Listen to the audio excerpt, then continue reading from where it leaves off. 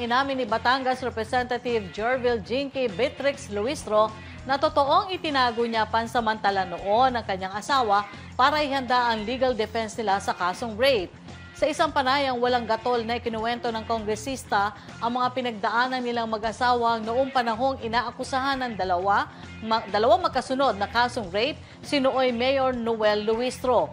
Ang nabasurang rape cases ng kanyang asawa ay iniluluta ngayon ng ilang netizens at ikinakabit sa pinalalagay na agresibong pagpiga ni Congresswoman Luistro kay Presidential Spokesperson Attorney Harry Roque, partikular ang pag-cite in contempt at pagpapaaresto dito ng Kamara.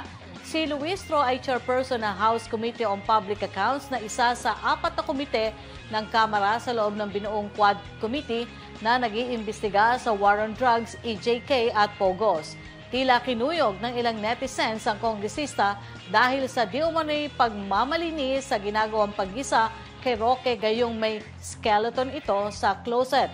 Pero nilinaw ni Luistro na pansamantala lang niyang itinago ang asawa at agad ding isinuko sa korte nang makumpleto na nila ang depensa sa inventong rape cases. Parehong ibinasura ang mga kaso matapos ma-establish na non-existent ang mga complainants, walang ganitong pangalan sa census record at maging ang address ng mga ito ay fictitious.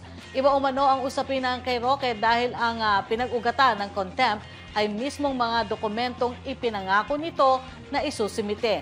Hindi na umano nagpakita si Roque sa kabila ng paulit-ulit na imbitasyon ng Kamara sa kanilang mag-asawa hinggil sa pagkakasangkot sa POGO.